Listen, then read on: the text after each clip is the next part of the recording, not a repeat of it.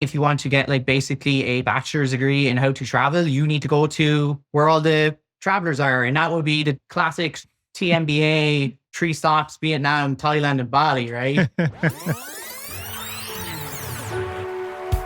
Hey, podcast listener, even if you are alone in your entrepreneurial journey, know that today, right now in your earbuds, you are joined by thousands of entrepreneurs from all around the globe seeking to grow better, more profitable location-independent businesses.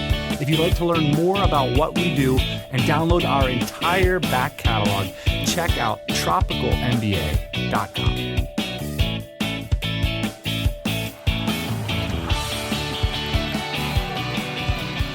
Happy Thursday morning, everybody. Welcome back to the podcast. Welcome back to the podcast, Boss Man. We are here. It is launch day. It's an exciting day in the business. We were both kind of up late last night. Maybe we'll bring the listenership a little bit into the excitement of a launch day. But first, let's talk about your shirt. Where did you get this shirt? Let's drive some value for the audience. Yeah, that's right. I bought shirts for DC, Mexico. Cool. So I figured we're going to this fancy resort by the beachside. I'm packing my bags. And I notice that there's a distinct lack of tropical flavor in my packing. And so I thought, well, I got to solve this problem. Wow. You're disguising yourself well. It's a button-up shirt. I know this is a podcast. It's a full button-up shirt, but you're disguising yourself well because most guys that are from the East Coast wear an undershirt under their button-up shirt. And you're not wearing an undershirt, so good job. I got my chain, though, so I still got some East Coast going on. All right, Ian, today, this is going to be a different sort of tropical MBA episode. I talk with my good friend, Barry O'Brien, who recently returned on an 18-month trip around the world. He shares all the numbers, how much it costs. I'll tip you off $100 a day about his favorite countries, his least favorite countries, how he packed, how he prepared, what he learned, just old school travel conversation. Stick around for that. I want to talk about this product launch that we were up late last night working on. I pulled up this email in my inbox. We did an episode late last year, and we were talking about the difference between being in your business and being on your business.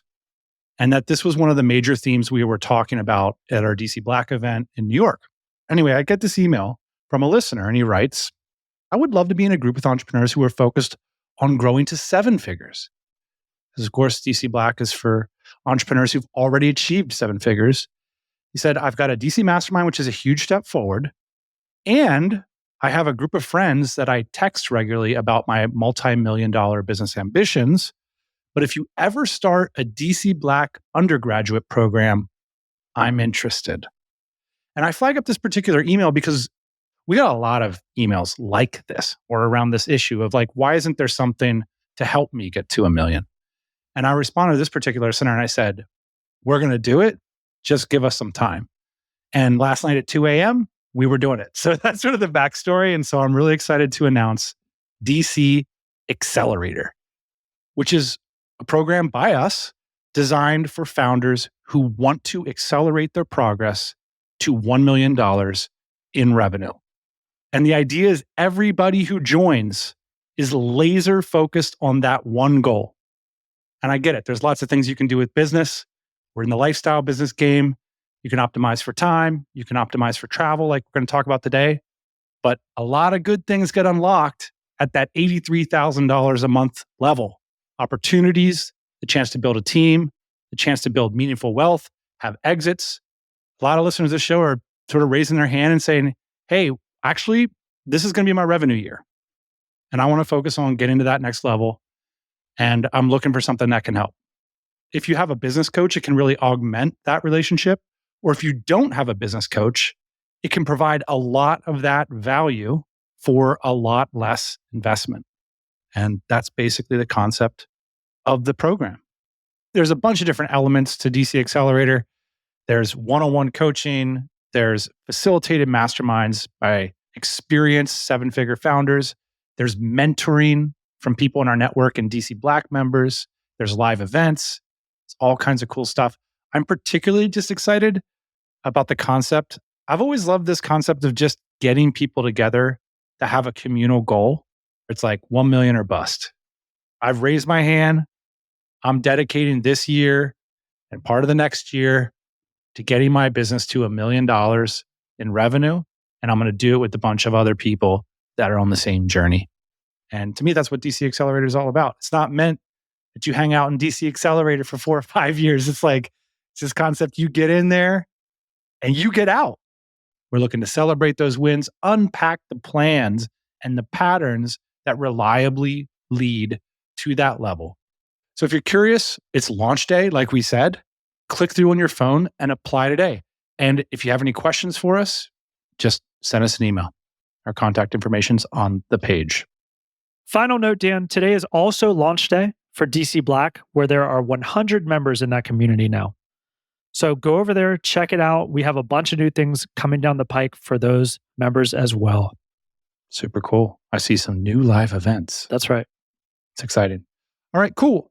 I have to finish packing my bags to see you and so many listeners of this show in Mexico. But for those of you that aren't traveling this weekend, got a great episode about 18 months on the road featuring my good friend Barry O'Brien. So we are going to roll that here. Any final comments, Ian? Feeling a little bit of shirt envy. I wish I would have got to Amazon sooner. I'm going to see if they can deliver show up to in a classic white tee. That's not enough. It's Mexico. Oh man, I've made a big mistake. All right, man. We'll see you next week. I'm looking forward to bringing some stories back from Mexico and sharing them here on the podcast. So let's roll the interview.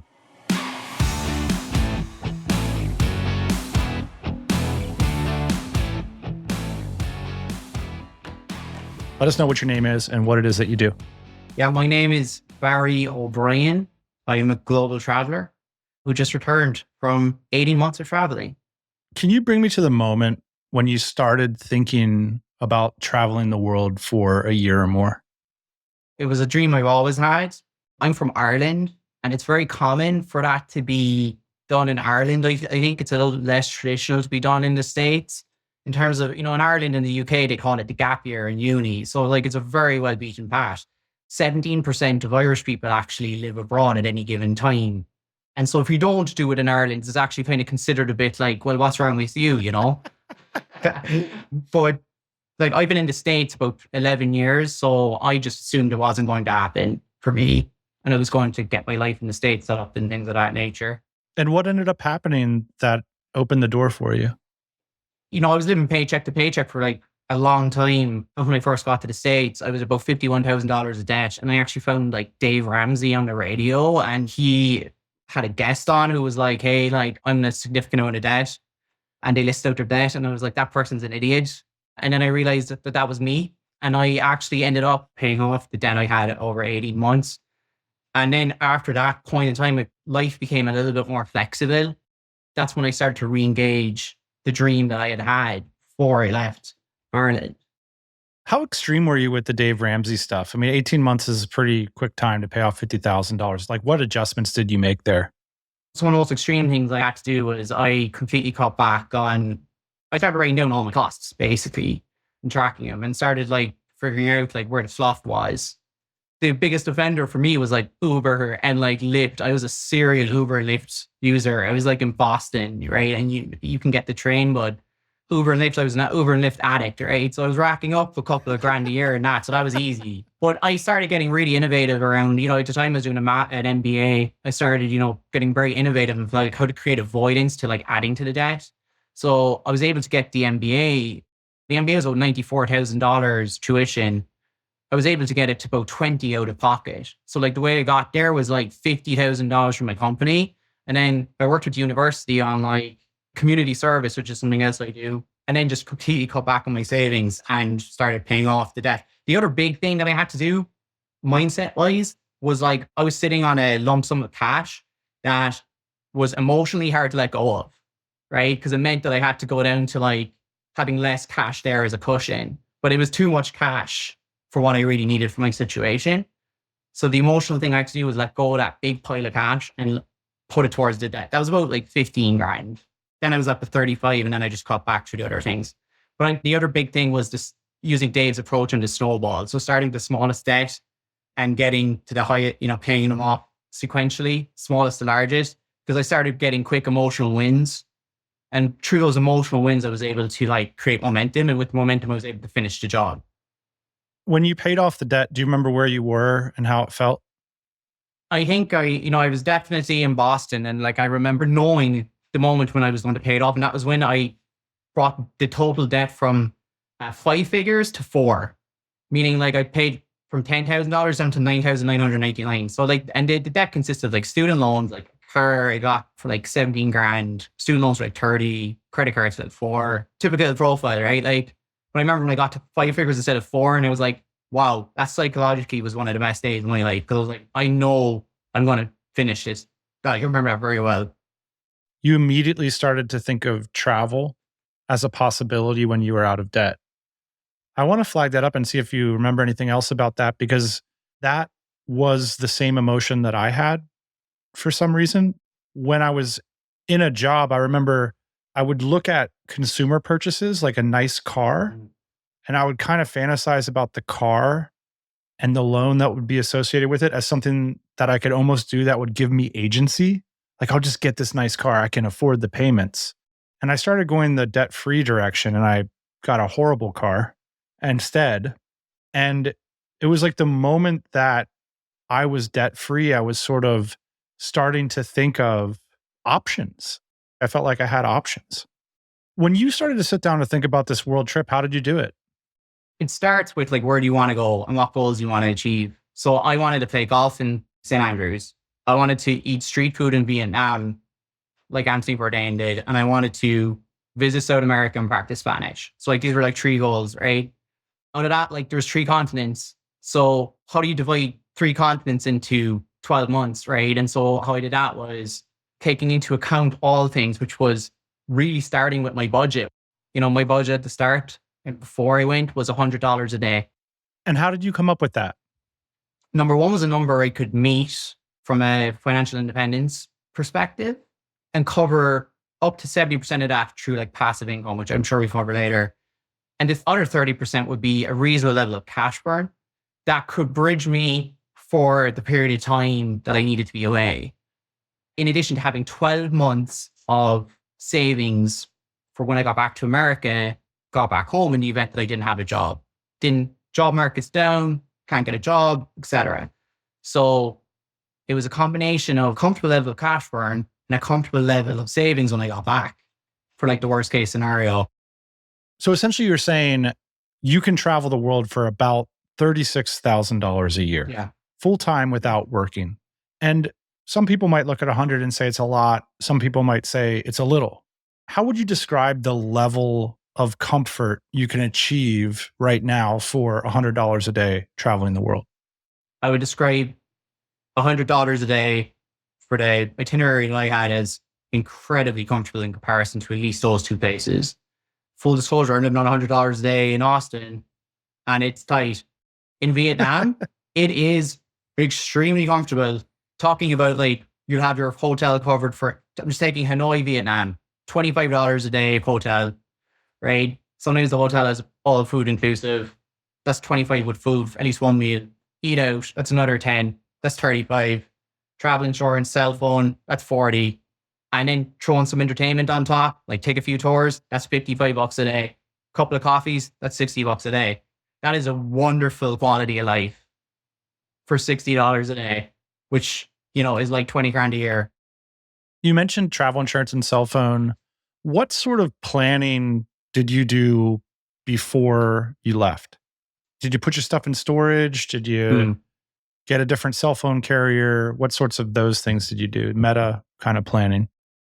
Some of that was like analyzing different scenarios, right? Storage or no storage was one, right? So like I went with no storage simply because it's less complexity. Also cash burn, it was going to hit my cash burn that we just talked about, right? So I went with no storage, which meant no possessions.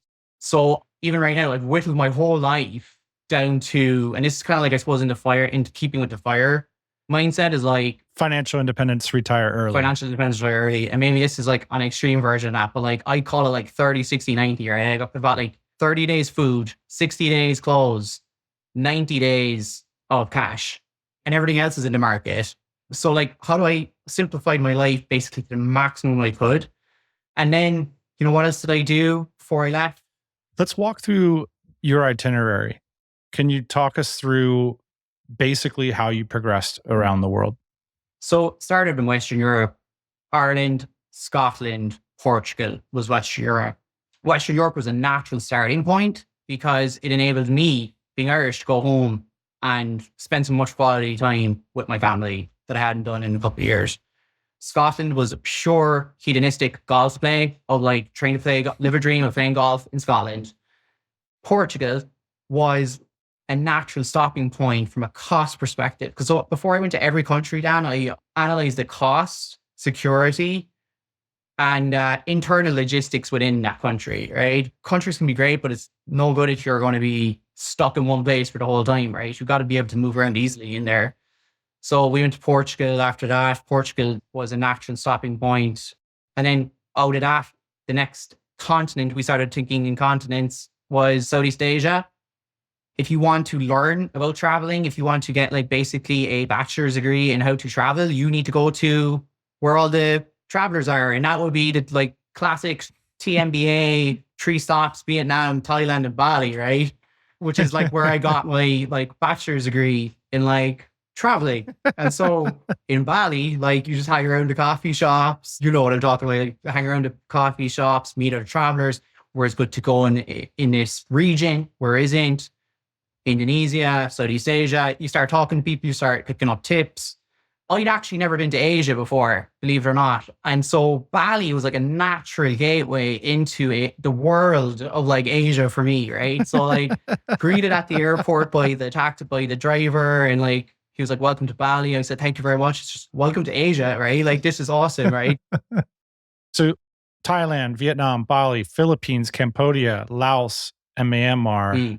What was your first impression arriving in Bali with all kinds of preconceived notions of what Asia would be like? It was a culture shock. Bali was a nice little gateway. It's pretty westernized and it's kind of like set up a little bit for Westerners, but it was a utter culture shock, especially as I got to know the Balinese people. I mean, it's one thing getting to know the tourists, but I got to meet a lot of Balinese people through like tours and things like that, and just hearing about like what was priorities to them and what wasn't. For example, we're very conscious in the West of like getting into a motorcycle accident or like being on the scooter and like insurance and all these things. Balinese are just like, hey, let's just see what happens, you know, like kind of like carefree, like hop on the back, you know, like there's 2 or 3 people on the back of your, you know, grab scooter. And if you get into a crash, so be it. Like, and if you get into a crash, it's like, let's sort it out like Dan DeBarry, like, let's not get the police involved, that kind of stuff, right? So coming from the States where everything is like, this is the box, don't go outside the box, right? Like, it's just kind of like, blew everything open, right? Like just kind of like free spirit. Coming from the States into Bali, it was into Asia. It was a little bit of a culture shock at the start. But again, had we been dropped into like Cambodia, I think that would have been a much bigger culture shock, quite frankly. And so how long did you end up spending in Southeast Asia? So 6 months. And the reason for that was because I was under some green card. For any green card holders out there, what I did was I returned to the States every 6 months to keep a continuity on my residency in the States. So when we went to a new continent, we spent 6 months there from that point in time. So after Southeast Asia, you moved on to South America, to Peru, Colombia, and Ecuador. That's correct. And that was another 6 months? That was originally supposed to be 6 months. We made a decision after 3 months to return to the United States because I, at that point, spent 12 months outside the United States while coming back every 6 months, but spoke to my immigration attorney. He said, you can probably keep going if you want, but maybe you don't want to do that. Maybe you want to come back to the States, which is what I did. And so we continued our traveling in North America after that. So it was like Chicago, Philadelphia, spent Christmas in New York, finished a trip in New York City. And how was the $100 a day budget in New York City versus Western Europe versus South America? Let me tell you this, by the time we'd 18 months experience of like traveling at that point. So we were able to actually get New York, and you know me, I have every number like written down, like write down all these numbers. Like we were able to do New York for $84.48 a day. And that was in Manhattan. So by comparison in like Portugal, it's like $88.09. It was actually cheaper to do New York, believe it or not. And the reason for that was if we'd started in New York, it would probably have been like $150, right? The reason we were able to bring that down was we got so good at the process of locating and sourcing accommodation. At the beginning of the trip, we'd spend a week in Porto and a week in Lisbon and a week somewhere in Madeira. At the end, we were like, let's spend 30 days in a central point, which makes our lease longer, which gives us greater negotiating leverage with Airbnb hosts, getting up to like 25% off with the Airbnb hosts, and then working on their dates. So just stuff like that, we just got way more savvy at bringing down the cost of expenses with accommodation, food, and flights were the three biggest costs. 80% of the costs are going to be accommodation, food, and flights. What are tips for getting the most affordable accommodation and flights? Okay, so for flights, we use an app called Hopper, which is predictive analytics. So you don't need to know exactly where you're going to be all the time. But if you have a rough idea, you can put different scenarios into this Hopper predictive analytics app. And the other thing we started doing too is we, at the start, really inexperienced travelers, we had suitcases, got rid of the suitcases, with the backpacks. With backpacks, depending on the size, you're able to do hand carries or hand luggage. And with that, you don't have to check the bags. I mean, some flights we were on, Dan, the checking the bag is more expensive than the flights, like in Vietnam and in Thailand, et cetera, and in like Colombia. So you want to have the backpack, you want to have a reasonable size backpack that you can bring on with you. So that can just cut off half the cost of the flight straight away. With accommodation, depending on the app you use, I would say 70% of our accommodation was Airbnb. And after a while, we started figuring out that if you are very flexible and work with the host, because you can go in Airbnb, you can go into the host's occupancy and vacancy dates. You can see exactly the days that they don't have guests.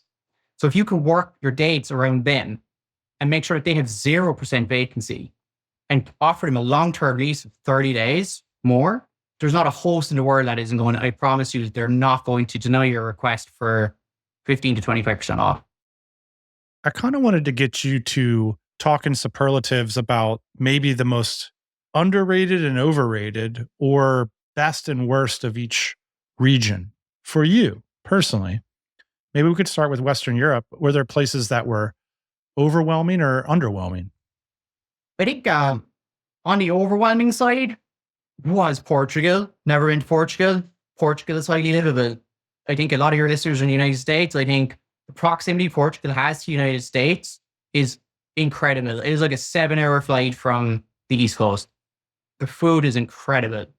And the weather, everything, a lot of digital nomads. So Portugal really impressed. And price point is pretty nice. Underwhelming, I absolutely love Ireland, and I'm probably going to get some flack for this, but there is a housing crisis in Ireland, and the biggest challenge Ireland has right now is like accommodation, and that's kind of like spilling over now into impacting tourism. So finding a place to stay bang for the buck, probably depending on the time of year, is going to be really hard. But what I will say is what you get back from Ireland is you get the hospitality. So if you, as an American, are like driving around in Ireland and your car breaks down, you can knock on a door. You can get out and walk and knock on a door, and that person's going to be like, come into my house, have a cup of tea, I'll make you a sandwich, I'm going to call the police, we're going to get your car towed for you, right? You cannot beat the people of Ireland. It is like absolutely the best people in the world in terms of like tourism, right? In Southeast Asia, for me, almost overwhelming country, Vietnam. Always had heard about Thailand. 90% of my traveling friends have been to Thailand. I would say maybe 40 to 50% have been to Vietnam. So Thailand's the one you always hear about. Thailand is awesome, by the way, from my point of view. But Vietnam, with the food, the history, the people, incredible. $1, $2 street food, top 10 to 15% meal I've ever had in my life every time. Right? There's a reason why it was Anthony Bourdain's favorite country. And then the history is really interesting.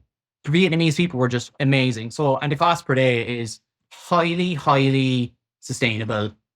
I think a lot of your maybe listeners are like small business owners, and if they're looking for opportunities to take costs, and they're location independent people, if they're looking for ways to take costs out of their business or take costs out of their lives in order to reapply or deploy that capital into their businesses, I could move from Austin right now. I'm spending about $35,000 a year to live in Austin. I could move to Vietnam and live there for $17,000, $18,000, have a better quality of life, and put that $17,000 or $18,000 into my business. I want to pile on because my formative gap year travel experience was when I was 19. And at the time, early days of the web, Thailand had a much bigger brand as it does now. And I remember I had a friend who's much more worldly, and he said, we have to go to Vietnam. And I remember thinking, yeah, sure. I mean, I'll go, but I'm way more excited about the prospect of seeing Thailand. And I just imagery in my head of this tropical paradise and all these amazing temples and things like that. I was so much more profoundly affected by the experience in Vietnam as well. In fact, that when I first quit my job, that was the first country I moved to because I just wanted to spend more time there. And it sounds like we had a similar experience there. There's something about the interactions I had with Vietnamese people was very different than the interactions I had with Thai people. I found the food to be more interesting, the cities to be endlessly interesting, and the countryside as well. Absolutely. And one small anecdote was of the 15 countries we went to, the one that I had emotion and tears rolling down my face at the idea of leaving it in that plane on the tarmac, leaving that country, that was in Vietnam. There was something so spiritual about being there. Let's talk about South America then, some highlights and lowlights there. Highlights absolutely were like the country of Peru was like incredible. Anyone who's into food, Peru. And, we went to like Cusco, which is called the Rome of the Americas, where the Incan Empire traces back to. And it's also interestingly 17,000 feet above sea level. If you have any issues like breathing, maybe you don't want to go to Cusco like until you figure that out. But Cusco is absolutely incredible. Cusco is also known for like being the logical stopping point on your way to Machu Picchu. And so Machu Picchu is like 2 hours from there. So we went to visit Machu Picchu. It was cool, quite frankly, a little bit underwhelming. It was a 7 wonder of the world. I will say, like, we didn't have a tour guide. So I would recommend anyone who's going to Machu Picchu to get a tour guide, because I think the tour guides would put some context around what you're seeing. The best restaurant in the world, commonly referred to as the best restaurant in the world, is in Lima, Peru as well. And Lima is a gorgeous city that basically hangs over a cliff. And you look down this cliff, it's like a 100-foot drop. You're in the city center, it's a 100-foot drop. And there's people surfing underneath your feet. And kite surfing and doing all these crazy things. Food is absolutely spectacular. Peru is a great country that I really enjoyed. Underwhelming a little bit, I would have to say probably Machu Picchu. I know like for us, I know thousands of people go there, but for us it was cool to go to a 7 wonder of the world. Maybe we didn't know what we were looking at really. And we should have, probably should have got a guide. One of the things that is commonly discussed is travel in South America versus Southeast Asia because they're common backpacker destinations. Did you notice any top-level differences between the travel culture and ease between those two regions? Absolutely massive. The biggest one is language. So in Southeast Asia, 80% of the people there speak English, right? Or 80% of the people that you interact with. Yeah, exactly. 80% of the locals, people at the restaurant, people at the drivers, right? The Airbnb hosts. I naively and like ignorantly assumed it would be the exact same thing in South America. I could not have been any more wrong. It is like 20% English, 80% just frankly don't. So the biggest top level difference is the language.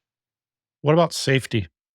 Safety. So I have to say, like anyone who's been there, and if you're thinking about traveling, female solo travelers and couples and whoever, Southeast Asia is like incredibly safe.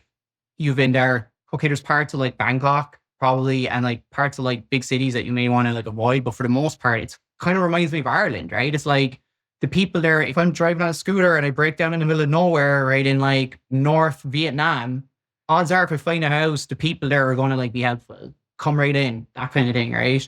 Just like Ireland is. So I would give like Southeast Asia a strong 8 or 9 out of 10 for safety.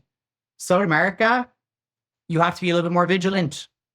Depending on where you are, lots of places in South America are very safe. I would say that we were in the Galapagos Islands and they were very safe. We were in part of Medellin that we stayed in, El Poblado in Colombia.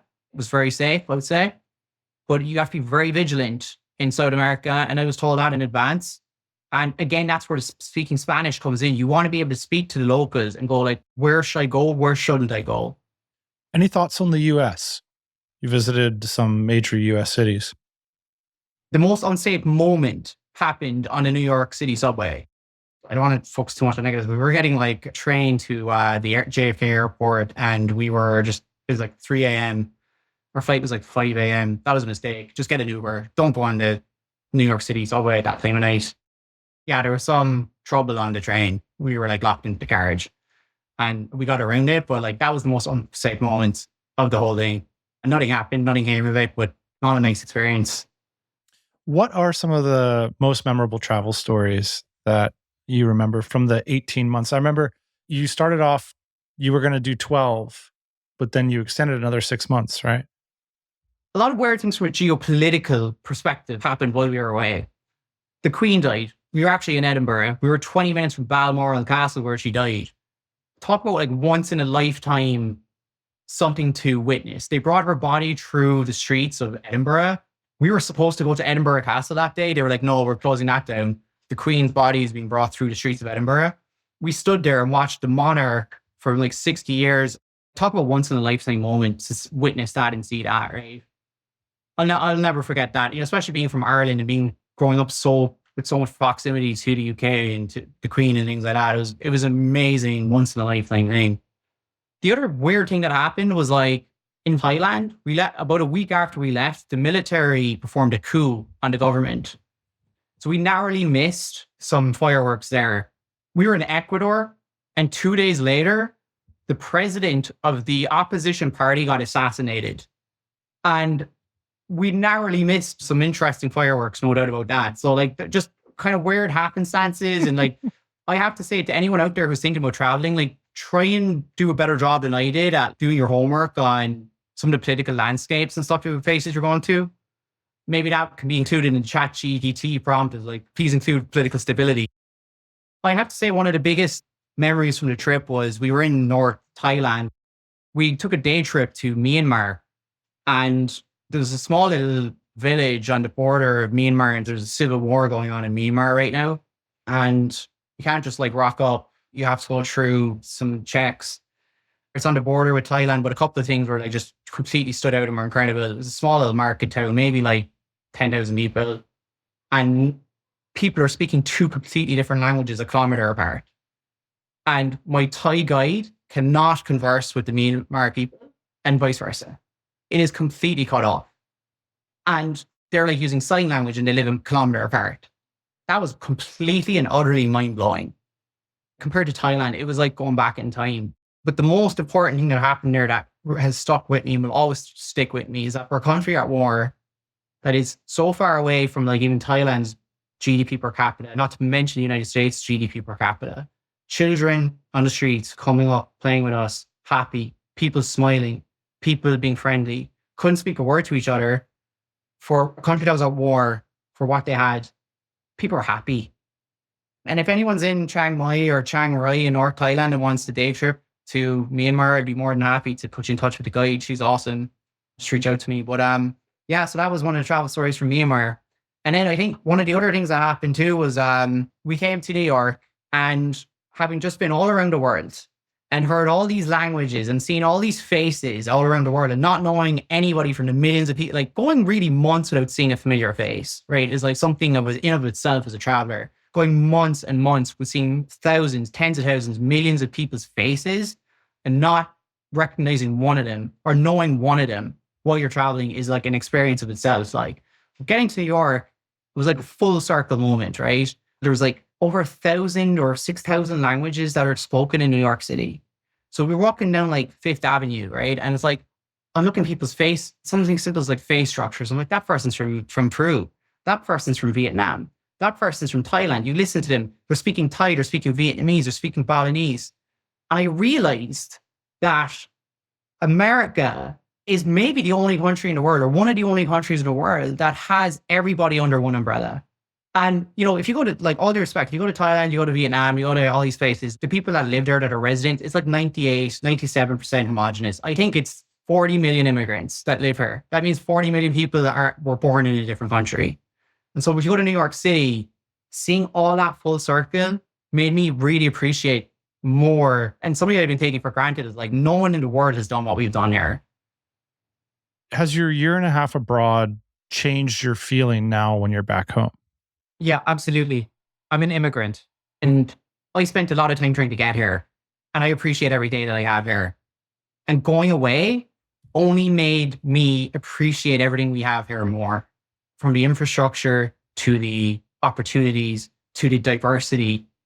But it also opened my eyes to the things that they have on the other side of the world that we don't have, which is sometimes we place a little bit too much of an emphasis on our careers and on our possessions and whatever it might be. And there's peace that can be gained from not chasing money.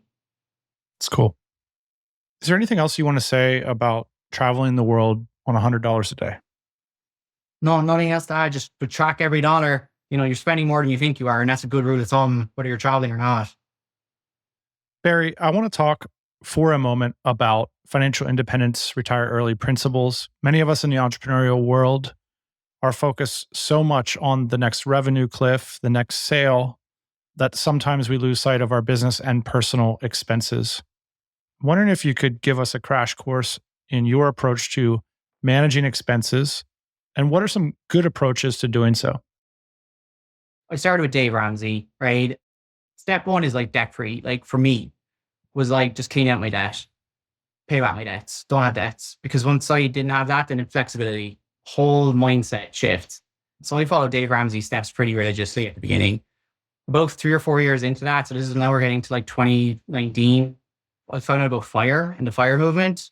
And this idea of like living off of having FIRE movement's basic premise is like, you have a nest egg, you pull 4% off of it and you live off the 4%, right? That became really interesting to me of like a sustainable way of how to travel. So like I got about combining the two schools of thought, because Dave does carry some stuff about net worth, but I really got into like net worth and like managing my net worth and figuring out like how much of my net worth can I deploy into like creating a return on the 4%. And so roughly about 80% of my net worth is generating dividends and generating passive income, right? Which makes traveling a lot more sustainable. My philosophy as I probably get older is when it comes to personal finances, like I kind of had like shiny object syndrome for a while. I was like, oh, it's crypto, oh, it's like this, or it's like that, or like, I gotta chase this, gotta chase that, like gotta set up Amazon dropshipping, gotta like set up a YouTube channel, right? Like all this stuff. And I was listening to like episode 591 of TMBA with Noel Kagan. He's like, the surprising habits of wealthy people is like, they just do one thing really well. And like, so if I had gone to head, if I just do one thing really well, if you said like, Barry, you can only do one thing for the rest of your life, but you had to pick one thing, it'd be like dividends for me. But I can see like the returns I generate on dividends are like far better use of my time than like YouTube and other things. Cause I just put so many hours into learning about dividends. It's like simplification and like getting a return on investment for like things I'm good at. And maybe like spending less time on the things that I'm just probably don't know that much about. Cause yeah, the average lifespan is not really that long. Like it's like what, 76 is the average lifespan in America. Like I hope to live beyond that, but it's not a long time.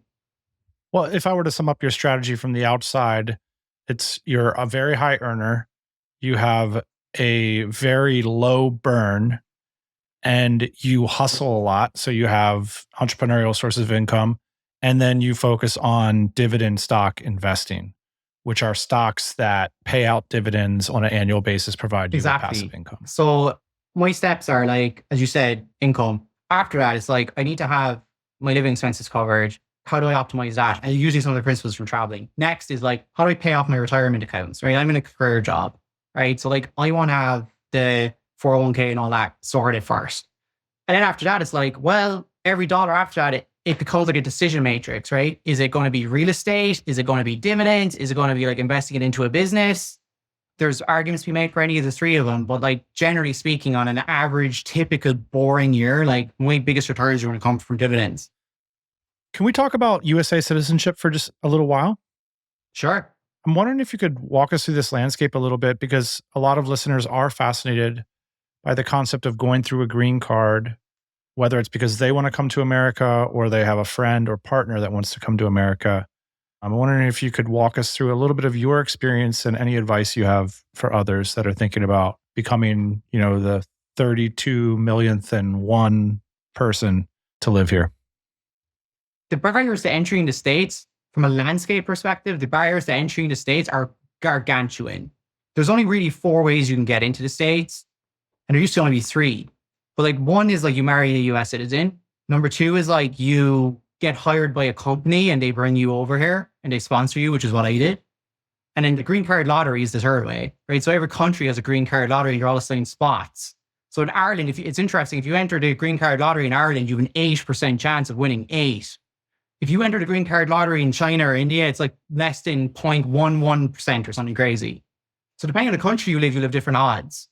So if you're living in Ireland and your wishes are to go to America, I would suggest you enter the green card lottery because you have a 1 in 12 chance of winning, right? If you're very patient for 12 years, you have a decent chance of winning. So those are the 3 traditional ways that you get in. And the 4th way that's more coming up as a trendy item is like there's been new bills where like if you have X amount of employees and Y amount of revenue, like the states will try and create some accommodations for you to own that business in the US. It's kind of like a new over the last 10 years. My next call is with a friend who's done that, actually. Interesting you bring that up. The steps that I took, I went with a company route. My company sponsored me. I first came over on a L visa, which was a managerial position, manage like people, process, or thing. You're qualified as a manager, you get on as an L visa. So if you're working in a company abroad and that company has offices in America, you can say to them, I would like to do this. Is it possible I can have an opportunity to do this for the United States with an L1 visa? Other common visa in that category is the H1B visa, which is like slightly different. The L1 visa makes sure that you stay with one company during the tenure of your visa, which is up to 7 years. The H1B visa is different. It's like you can work in any company over a course of 6 years. It's more of a company independent visa. Not quite sure the process for all that.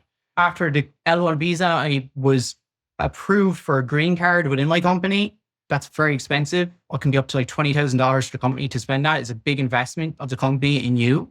I'm very grateful that my former company did that for me.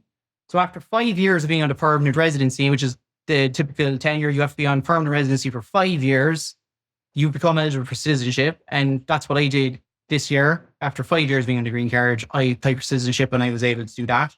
I believe also just want to mention that like, depending on the country you're from, again, it can be longer times to get your green card. I believe it can take a lot longer. I've heard of people being on the green card for 15 to 20 years. So I was, again, very fortunate, very lucky. You know, that's a little bit of the track of like what I've taken to get citizenship here. You said the US is the hardest country to get into and the hardest country to survive, but you're 4 times as likely to become a millionaire. We've already covered like hardest to get into, right? Yeah. Some people say, and I don't want to be provocative, but it's one of the hardest countries to get out of as well, by the way. And one of the reasons for that is because we are one of like 6 countries in the world that tax our citizens who live abroad on income. Yeah, that's a longer conversation, but yeah, definitely. I have to say that like the immigrants I speak to in this country, they love every day they're here. They think this country has created more millionaires and billionaires than any other country in the history of the world. It's the greatest economy that's ever been created. There's an exclusivity to being here that you don't see if you're born here sometimes. And so outside looking in, there's a massive appreciation and admiration for what the US has done in its like 300 years of existence. America's like the club with the line out front is essentially, it's the restaurant with the red rope. And there's a bunch of people lined up. Barry O'Brien, thank you for joining us on the Tropical MBA podcast. Thanks very much, Dan. Hey, thanks for listening to the Tropical MBA podcast. You can go to tropicalmba.com, get access to hundreds of back episodes and all kinds of other goodies. Load up your iPod. That is the cheapest way to fly business class on your next international flight. We will see you next Thursday morning, 8 a.m. Eastern Standard Time.